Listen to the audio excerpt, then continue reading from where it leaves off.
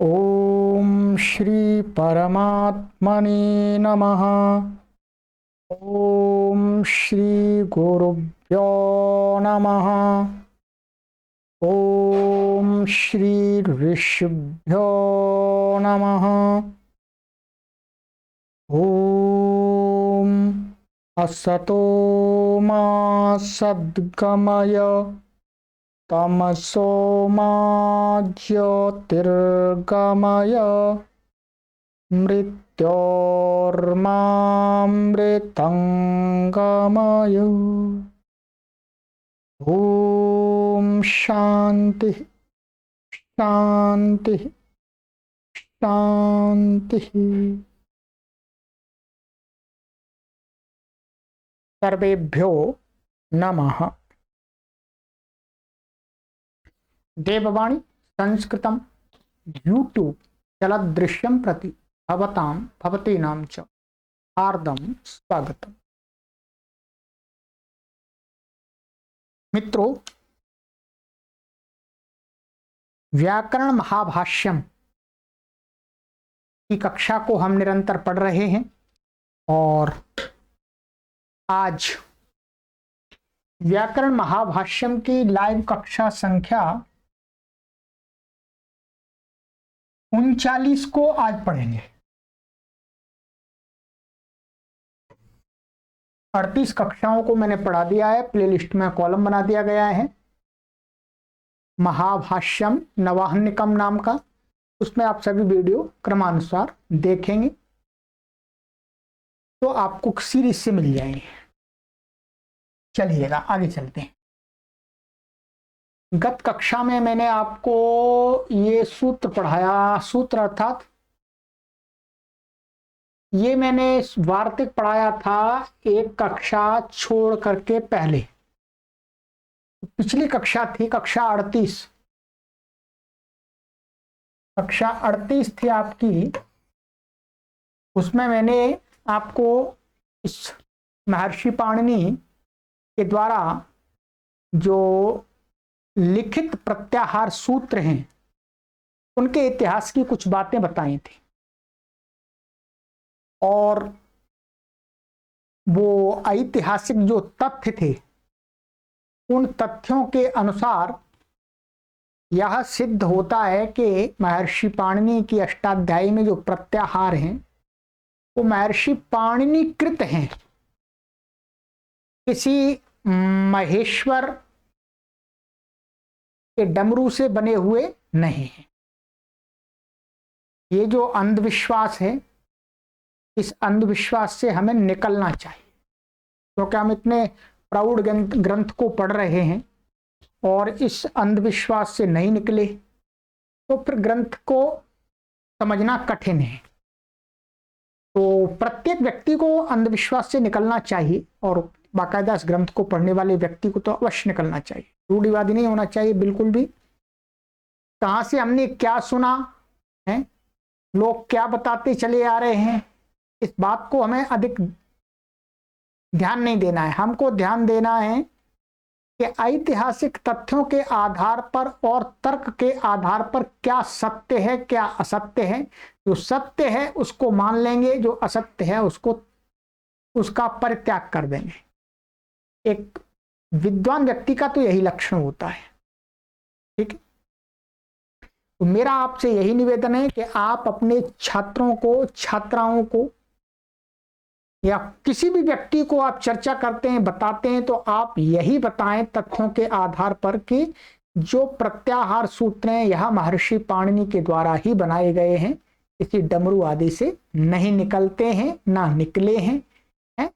और ये कोई महर्षि पाणिनि का कोई नया व्याकरण नहीं है। इससे प्राचीन काल में न जाने कितने हजारों लाखों व्याकरण बने हैं संस्कृत के। ठीक है, चलिएगा। तो ये सूत्र हमने पढ़ लिया था। वृत्ति समवायार्थ उपदेश, माने जो प्रत्याहार सूत्रों का जो क्रमानुपूर्वी जो क्रम रखा गया है, क्रम से पढ़े गए हैं, उसका क्या है, वृत्ति के समवाय के लिए उपदेश है। ठीक है, और ये मैंने आपको विस्तार से समझा दिया था, एक कक्षा पूरी इसी में समझाई थी, ठीक है, दोबारा समझाने की आवश्यकता नहीं है। अब कहते हैं कि यहां पर इसके आगे यहां पर ये खत्म कर दिया था और हमने यहां तक पढ़ लिया था। उपदिष्टा इमे वर्णा, माने महर्षि पाणिनि ने इन वर्णों को माने आई उण ऋ आदि वर्णों को पढ़ा है। और अब महर्षि का आचार्य कात्यायन दूसरे वार्तिक से एक और वार्तिक दे रहे हैं, कह रहे हैं कि उसी का कि एक तो वृत्ति समवाय के लिए हो गया, दूसरा कहते हैं एक दूसरा और प्रयोजन है, कहते हैं अनुबंध करणार्थश्च। कितना आचार्य कात्यायन साक्षात कह रहे हैं कि भाई ये महर्षि पाणिनि के द्वारा बनाए गए प्रत्याहार सूत्र हैं, ठीक है। अनुबंध करणार्थश्च 21वां वार्तिक कहते हैं अनुबंध करणार्थश्च वर्णानाम उपदेशः अनुबंधान आसंक्षामि इति। कहते हैं कि भाई दूसरा प्रयोजन इसका ये है, च यहां क्या है, समुच्चय बोधक है, ध्यान देंगे क्या है, च यहां समुच्चय बोधक है, माने दूसरा ये भी इसका प्रयोजन है प्रत्याहार सूत्रों के पढ़ने का कि अनुबंध करणार्थ, कि अनुबंध लगाने के लिए। भाई महर्षि पाणिनि अपनी अष्टाध्यायी में आगे अनुबंध आदि का अर्थ है जो न अण आदि संज्ञाएं हैं, अक इक एच अच अण आदि जो संज्ञाएं हैं उनको यहां पर अनुबंध का है कि आगे जो अष्टाध्यायी में आदिरंत्येन सहेता, आदिरंत्येन सहेता क्या है, प्रत्याहार बनाने वाला सूत्र है, क्या उसके माध्यम से प्रत्याहार बनता है। तो आदिरंत्येन सहेता से जो हम अनुबंध लगा करके जो प्रत्याहार बनाते हैं, ठीक है, उसको कहा जा रहा है कि आगे महर्षि पाणिनि जी अपने शास्त्र के अंदर कहेंगे, क्या कहेंगे, आण आच, ये तो ये जो इसमें ये अण आदि संज्ञाएं इनके द्वारा, अच अण इसके द्वारा हमें क्या बोध हो। तो महर्षि पाणिनि ने पहले कि मैं आगे चल के माने मैं अपने अष्टाध्यायी में आगे चल के सूत्रों में अण अच आदि संज्ञाओं का प्रयोग करूंगा। तो वो अच और अण का क्या अर्थ होगा, उसको कैसे समझेंगे, तो इसके लिए मुझे पहले प्रत्याहार सूत्रों को बनाना होगा कि अण कहने से आई उण ऋ एंग आई औच है लण इतने वर्णों का बोध होता है भाई। तो पहले प्रत्याहार बनाए और मन में अनुबंधान आसंक्षामी, आगे चल के मैं अनुबंधों को लगाऊंगा, अर्थात उनका जो अण आदि संज्ञाएं उनका प्रयोग करूंगा अपने शास्त्र में। इसलिए महर्षि पाणिनि ने पहले ही उसके बोध कराने के लिए कि अच के द्वारा इसका बोध होना चाहिए, अण के द्वारा इसका बोध होना चाहिए, एच के द्वारा इसका बोध होना चाहिए, इक के द्वारा इसका बोध होना चाहिए, इच के द्वारा इसका बोध होना चाहिए, ठीक है, अम के द्वारा इसका बोध होना चाहिए, इण के द्वारा इसका बोध होना चाहिए। तो इसको बताने के लिए क्या प्रत्याहार सूत्र पहले बनाने पड़े। तो महर्षि पाणिनि ने पहले प्रत्याहार बनाए और मन में ये सोचा कि मैं अब आगे चल के अनुबंध आदि लगाऊंगा। अब देखिए रहिए आचार्य कात्यायन का वार्तिक और महर्षि पतंजलि का भाष्य एकदम स्पष्ट कर रहा है कि जो प्रत्याहार सूत्र हैं वो किसके, आचार्य पाणिनि के। इससे और बड़ा क्या हो सकता है, यही तो है अनुबंधान आसंक्षामि। अनुबंध लगाऊंगा, ठीक है। कौन लगाऊंगा? महर्षि पाणिनि। तो उन्होंने पहले ही लगा दिया, पहले ही बना दिया प्रत्याहार। नहीं अनुपदिश्य वर्णानुबंधा शक्या आसंक्तुम। कहते हैं वर्णों का उपदेश न करके अनुबंधों को लगाने के लिए समर्थ नहीं हो सकते। यदि वर्णों का उपदेश करेंगे नहीं, भाई पहले वर्णों का उपदेश करेंगे नहीं प्रत्याहार सूत्रों में, तो फिर महर्षि पाणिनि आगे जो अच अण आदि जो संज्ञाएं बनाएंगे वो कैसे बनाएंगे? कैसे बनाएंगे भाई? अच्छा माने हो ही नहीं सकता, ये संभव नहीं है। कहा नहीं अनुपदिश्य वर्णान, वर्णों का उपदेश न करके अनुबंधा शक्या आसंक्तुम, माने अनुबंधों को लगाने के लिए समर्थ नहीं है महर्षि पाणिनि। तो पहले वर्णों का उपदेश करना पड़ेगा, तब तो अनुबंध लगा पाएंगे। स्पष्ट हो गया। और कहते हैं स एषा वर्णानाम उपदेशो वृत्ति समवायार्थाश्चानुबंध करणार्थश्च। और कहते हैं महर्षि पतंजलि कात्यायन के वार्तिककार कहते हैं स एषा माने यह, वह, यह वर्णों का जो उपदेश है क्रम पूर्वक प्रत्याहार सूत्रों में, वो किसके लिए होगा? वृत्ति समवायार्थ के लिए और अनुबंधकरण के लिए। दो प्रयोजन हो गए। क्या हो गए? दो प्रयोजन। वृत्ति समवायश्चानुबंधकरणम च प्रत्याहारार्थम। और कहते हैं जो वृत्ति समवाय है और अनुबंधकरण है, ये किसके लिए है? ये प्रत्याहार के लिए। भाई माने शास्त्र की प्रवृत्ति, शास्त्र की प्रवृत्ति और अनुबंधों का लगाना किसके लिए है? प्रत्याहारार्थम, माने प्रत्याहार के लिए है। प्रत्याहार माने संक्षिप्तता के लिए है। और कहते हैं प्रत्याहारो वृत्त्यर्थ। और जो प्रत्याहार है आपका, जो प्रत्याहार बनाया है वो क्या है? शास्त्र की लघुता से प्रवृत्ति हो जाए, आसानी से प्रवृत्ति हो जाए, कम शब्दों के कहने से ही आराम से अधिक कार्य कर सकें वैयाकरण लोग। इसलिए यहाँ प्रत्याहारो वृत्त्यर्थ का अर्थ है माने शास्त्र प्रवृत्ति के लिए, माने लाघव से शास्त्र की प्रवृत्ति हो जाए उसके लिए प्रत्याहार है।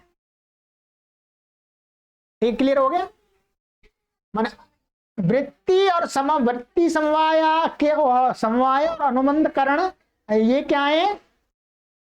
इनके लिए तो वर्णों का उपदेश इनके लिए है। ध्यान देंगे, वर्णानाम उपदेश, उपदेश और प्रत्याहार में अलग थोड़ा सा डिफरेंस है। इसमें एक बात में समझिएगा, माने वर्णों का जो उपदेश पड़ा है आ ई ऊणा रील रेक आदि, ये जो उपदेश किया गया है ये किसके लिए है? वृत्ति समवाय के लिए और अनुबंध लगाने के लिए। ठीक है, अनुबंध लगाने के लिए माने अण अच आदि संज्ञा का प्रयोग करने के लिए। और वृत्ति समवाय और अनुबंधकरण किस लिए है? अनुबंध क्यों लगा रहे हैं? हाँ, अनुबंध माने अनुबंध कैसे लगाएंगे?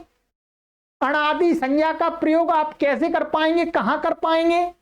अणादि संज्ञा का ज्ञान आपको कैसे होगा कि अण का अर्थ ये है, अच का अर्थ ये है?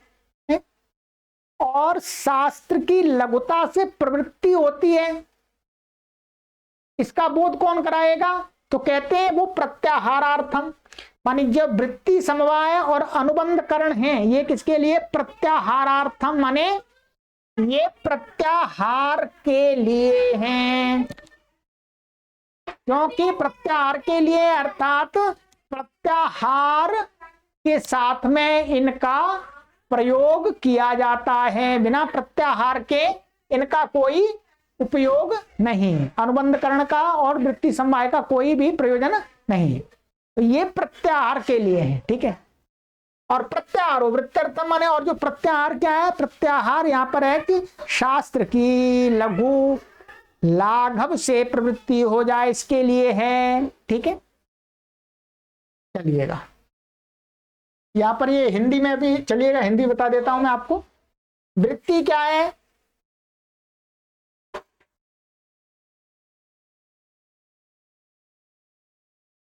नहीं ये नहीं, ये इसका नहीं है, ये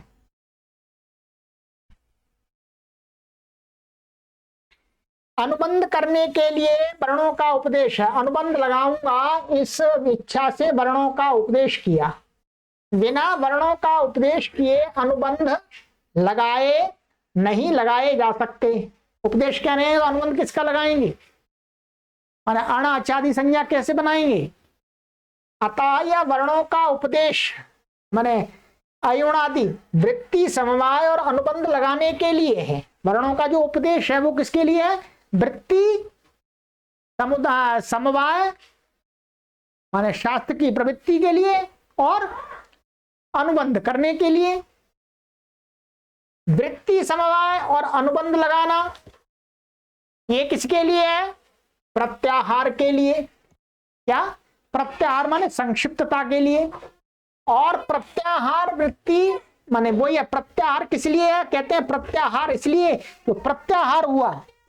अब कह रहे हैं प्रत्याहार हुआ, इसका प्रयोजन क्या हुआ, प्रत्याहार वृत्त्यर्थ माने लाघवता से शास्त्र की प्रवृत्ति के लिए है।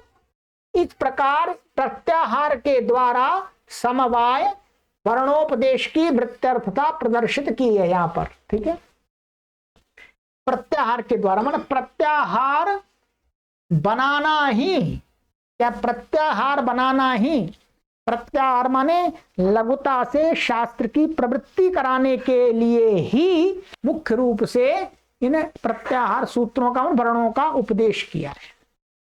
क्लियर हो गया, चलिएगा अब ये हो गया। अब यहां पर एक प्रयोजन और बताते हैं, क्या फिर है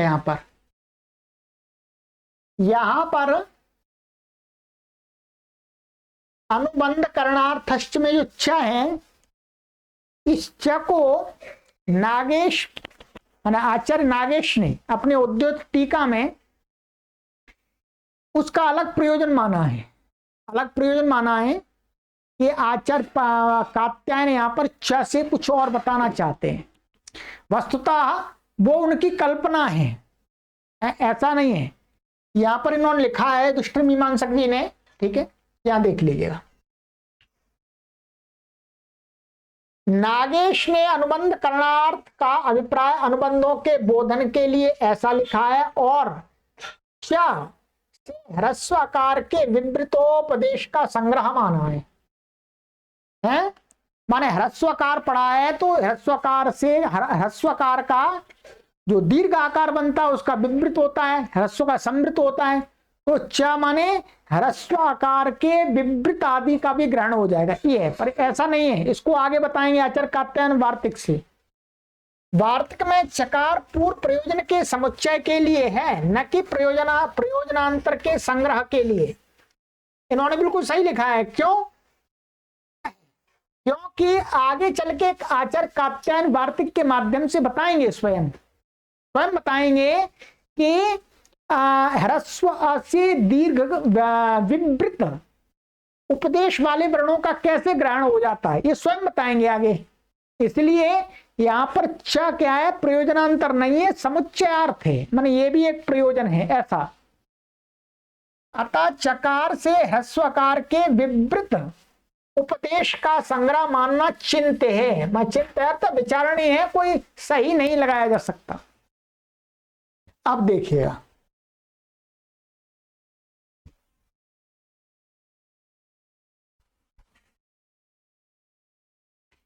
प्रत्याहार का अर्थ भी देख लीजिएगा।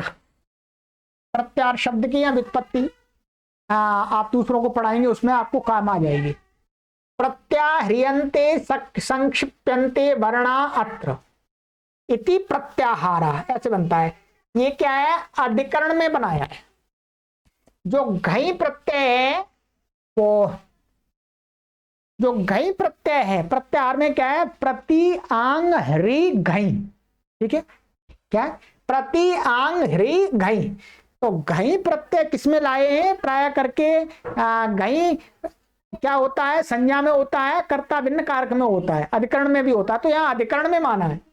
प्रत्याह्रियन्ते संक्षिप्यन्ते वर्णा अत्र माने जिसमें, इस अधिकरण व्युत्पत्ति से प्रत्याहार का अर्थ सूत्रकार निर्दिष्ट है, सूत्रकार निर्दिष्ट अच इच आदि संज्ञाओं का ग्रहण जानना चाहिए।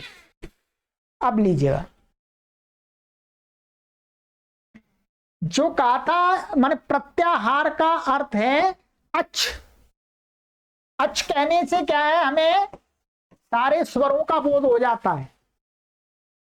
तो संक्षिप्तीकरण कहां किया गया है, कहां किया गया है, यहां किया गया है। क्या है, इनका,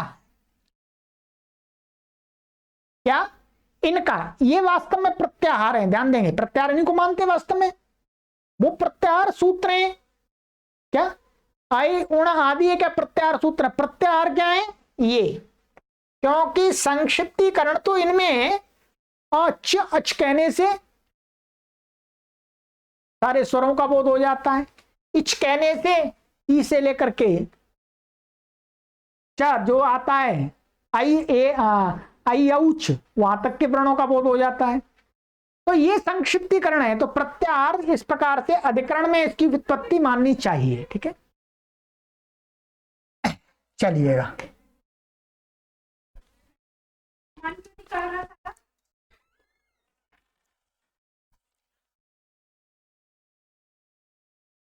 अब आइएगा, ये क्लियर हो गया आपका, एक ये प्रयोजन हो गया। दूसरा तीसरा प्रयोजन है आपका, आगे कह रहे हैं वार्तिक के माध्यम से, इष्ट बुद्ध्यर्थश्च। कहते हैं कि तीसरा प्रयोजन ये है, इष्ट बुद्धि माने इष्ट वर्णों का बोध हो जाए, अनिष्ट वर्णों का बोध ना हो, इष्ट का हो जाए। इष्ट बुद्ध्यर्थश्च वर्णानाम उपदेशः, माने इष्ट बुद्धि के लिए भी वर्णों का उपदेश किया है, माने इष्ट ज्ञान के लिए, इष्ट वर्णों के ज्ञान के लिए।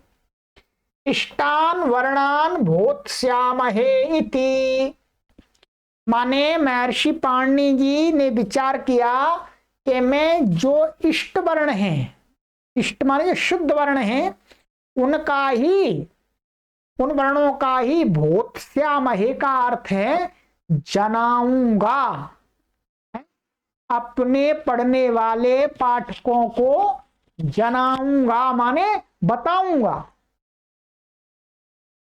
कि इनका ही ग्रहण होता है, शुद्ध वर्णों का ही ग्रहण होता है, शुद्ध का नहीं होता है। इसलिए भी क्या है, प्रत्याहार जो आई उण आदि वर्णों का उपदेश है वो किया गया है।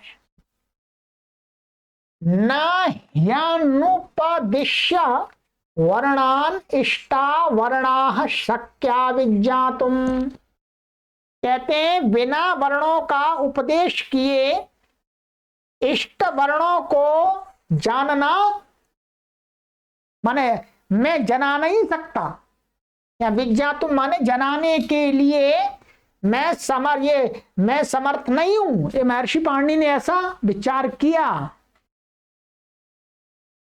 क्या विचार किया। यहां पर इष्ट वर्ण क्या है, इष्ट वर्ण है आपके कि आ, जो शुद्ध रूप से है आ, ठीक है।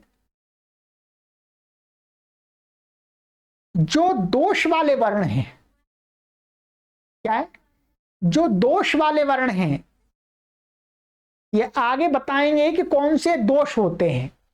उन वर्णों को ना जाने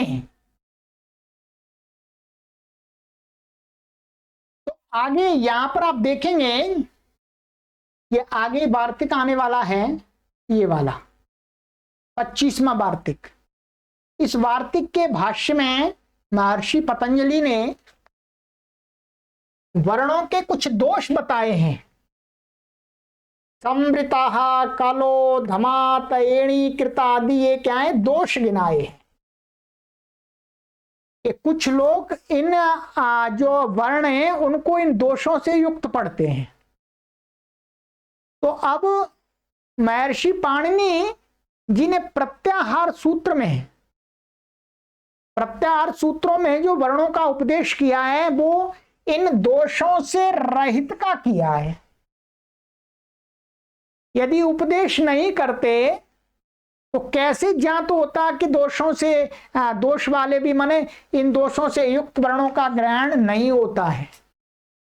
अब महर्षि पाणिनि ने जो प्रत्याहार सूत्र जो बनाए उनमें वर्णों का उपदेश किया, उसमें शुद्ध माने जो एकदम एक्यूरेट जिस उसका जो स्थान है उस स्थान के अनुसार ही उसका उच्चारण पढ़ा।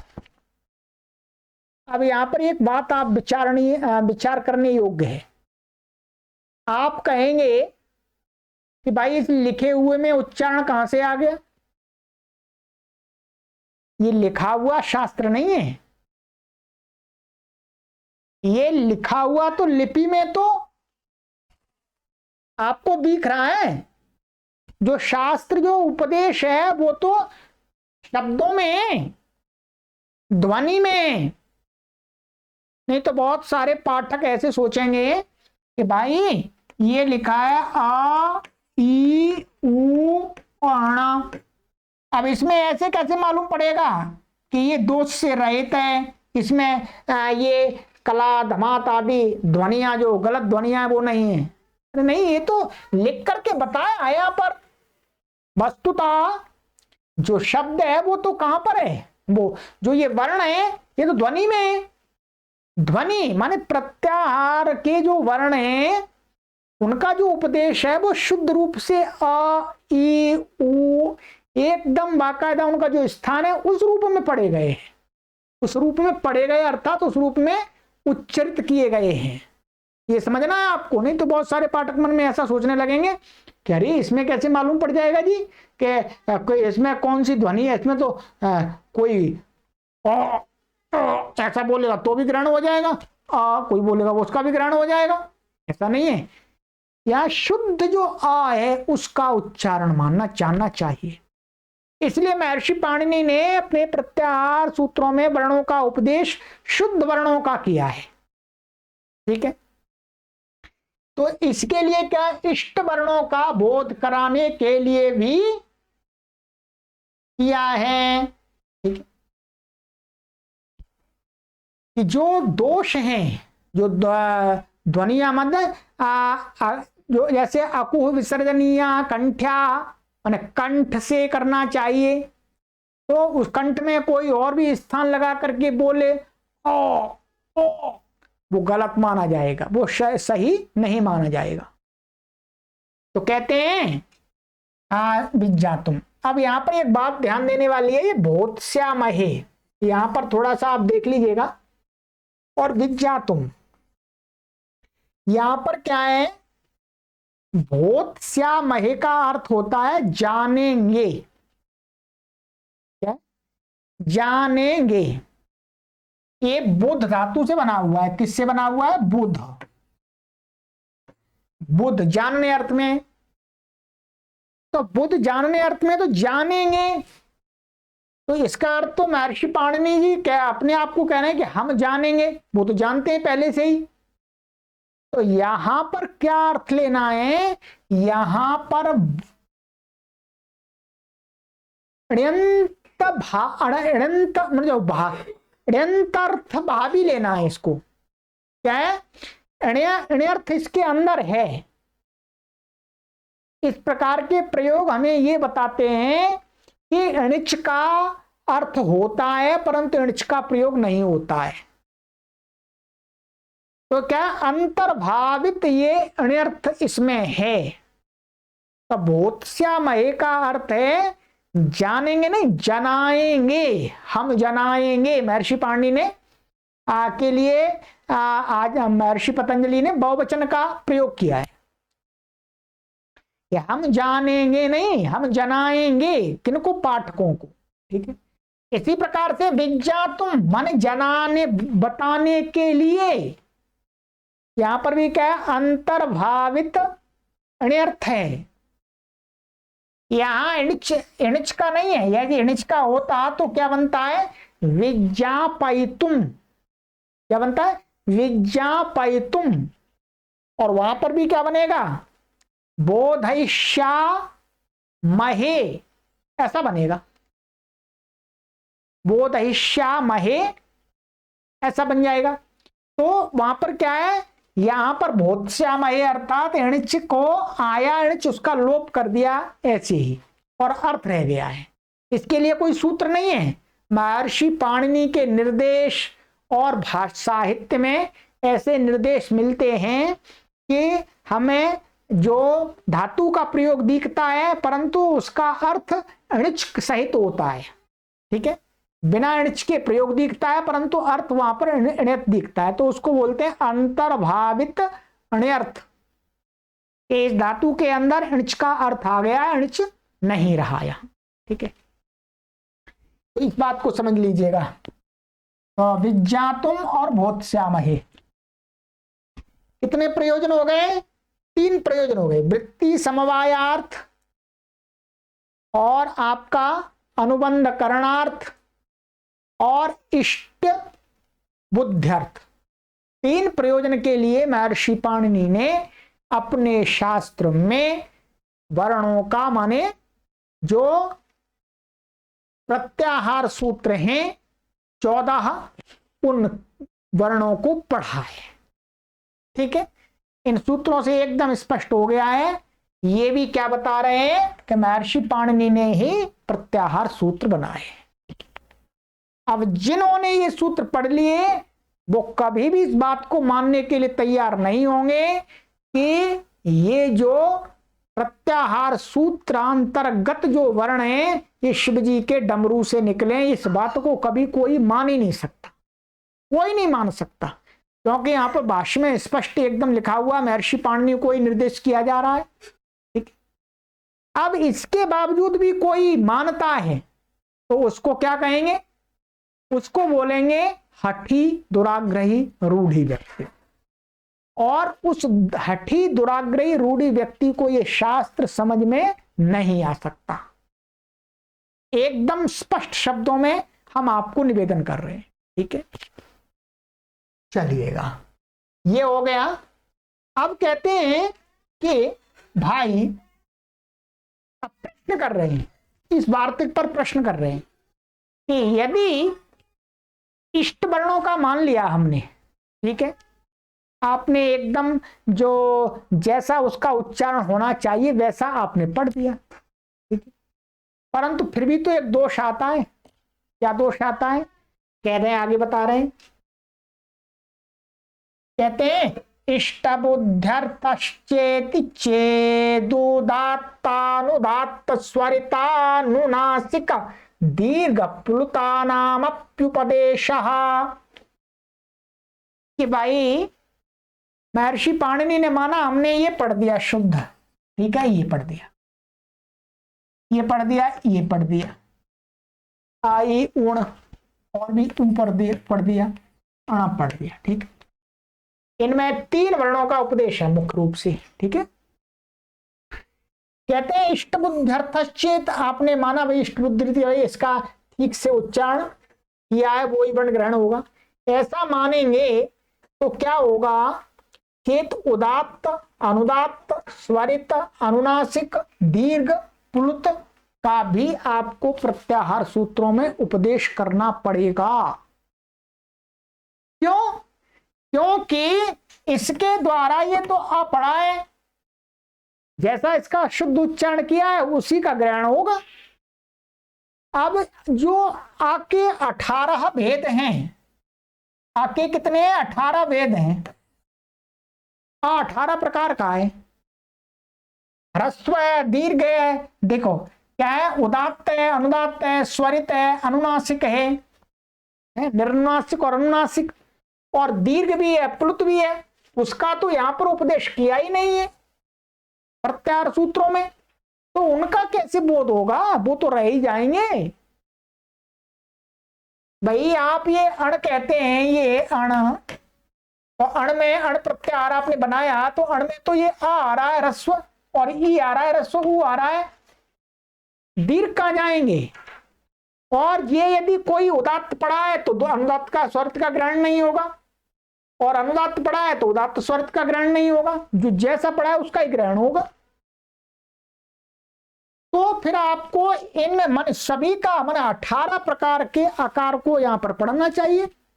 इष्ट का बोध कराना है तो 18 प्रकार का आकार पढ़ना चाहिए। इसी प्रकार से 18 प्रकार का ई, 18 प्रकार का ऊ, 18 प्रकार की री है, और 12 प्रकार की ली, 12 प्रकार का ए, 12 प्रकार का ओ, 12 प्रकार की आई, 12 प्रकार का औ पढ़ने चाहिए आपको।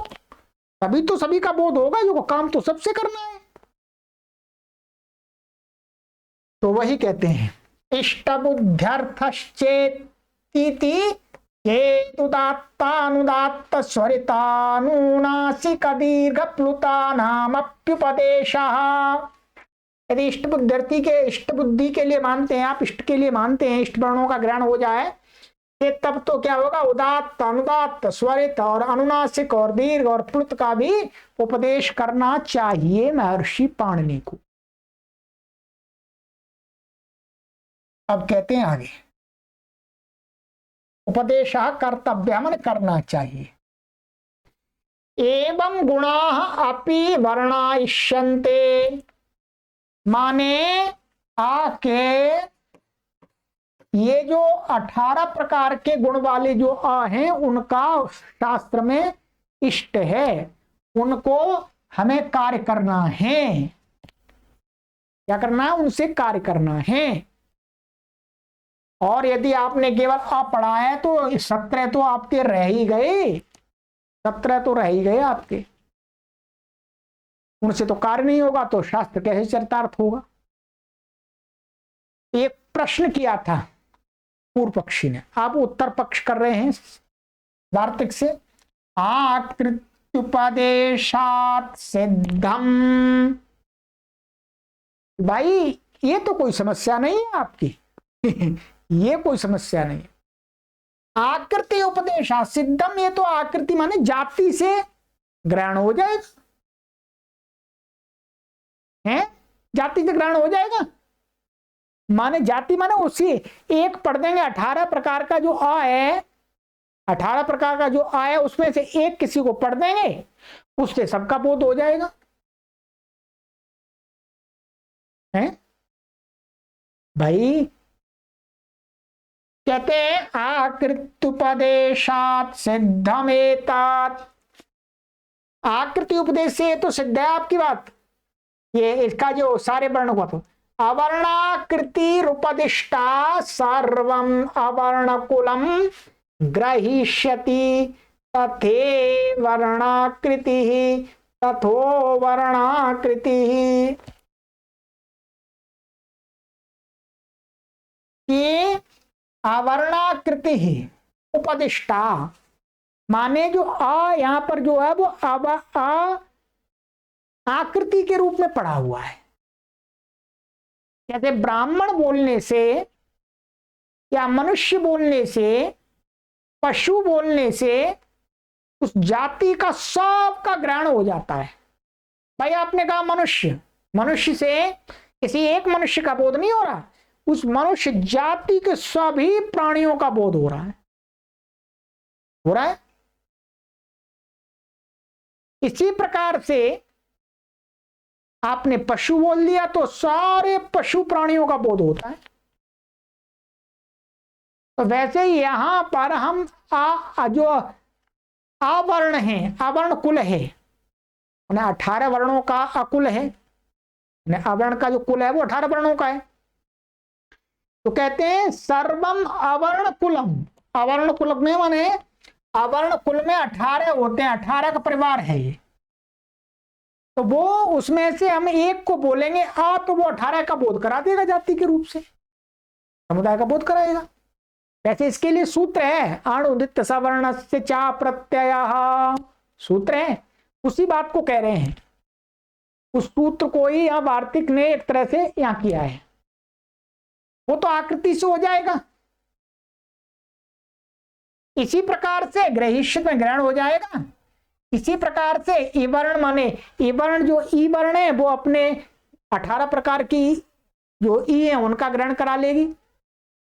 वैसे ही तथा उवर्णाकृति, वैसे ही जो ऊ है, वैसे री है, वैसे लरी है, ए है, ओ है, आई ए है, आई है, ये सब करा लेंगे, कोई परेशानी नहीं है, ये तो अपने आप आ जाएगा। तो आपने जो कहा कि स्वरत को भी पढ़ना चाहिए, उदात्त को भी पढ़ना चाहिए, अनुदात्त को भी पढ़ना चाहिए, दीर्घ को भी पढ़ना चाहिए, अनुनासिक को भी पढ़ना चाहिए, प्लुत को भी पढ़ना चाहिए, पढ़ने की कोई आवश्यकता नहीं है। आकृति के उपदेश मान लेंगे कि आकृति प्रधान मान करके यहाँ ये अपढ़ा हुआ है, तो ये सारे अपने कुल का ग्रहण करा देगा। ठीक है, चलिएगा। तो कहते हैं आगे प्रश्न कर रहा है, शंका, जो शंका करने वाला पूर्व पक्षी कहता है मान लिया आपने आकृति से करा देंगे, परंतु यदि आप आकृति से करा देंगे, आकृति से करा देंगे तो फिर इस अवर्ण के, इवर्ण के, उवर्ण के, रिवर्ण के, लिवर्ण के, एवर्ण के, ओवर्ण के, ऐवर्ण के, औवर्ण के जो अशुद्ध उच्चारण बताए गए हैं उनका भी तो बोध हो जाएगा, वो भी उसी की जाति में आ जाते हैं। वही कह रहे हैं आकृत्युपदेशात् सिद्धमिति चेत संवृताधीनां प्रतिषेधः। यदि आप ये बात कहेंगे कि आकृति इसके उपदेश से हम सिद्ध हो जाएंगे स्वरित उदात्त अनुदात्त आदि, तो दोष आ जाएगा, दोष आ जाएगा। क्या दोष आ जाएगा? कहते हैं जो संवृत आदि दोष बताए हैं वर्णों के, उन वर्णों का भी ग्रहण हो जाएगा। संवृत आदि दोष आगे की कक्षा में पढ़ेंगे, वो हम पूरा विस्तार से मैं आपको समझाऊंगा। ये दोष बताए वर्णों के, यहाँ पर संवृता, कलह, ध्माता, एणीकृता, अम्बुकृता, अर्धका, ग्रस्तो, निरस्ता, प्रगीत, उपगीत, क्षुण्णा, रोमशा, ग्रस्ता, निरस्तम, अविलंबितम आदि ये दोष बताए वर्णों के। तो इन दोषों से युक्त वर्णों का भी ग्रहण हो जाएगा, क्योंकि वो भी उसी कुल में आ जाएंगे। तो अब इस वार्तिक पर आगे बात करेंगे। ठीक है, आज की कक्षा काफी हो गई है हमारी। ठीक है, चलिएगा। ये प्रौढ़ ग्रंथ है, जब आप पहले अष्टाध्यायी की बातों को जानते हैं सामान्य रूप से, तभी आपको ये बातें समझ में आ सकती है। चलिए आगे की कक्षा में पढ़ेंगे। सर्वेभ्यो नमः।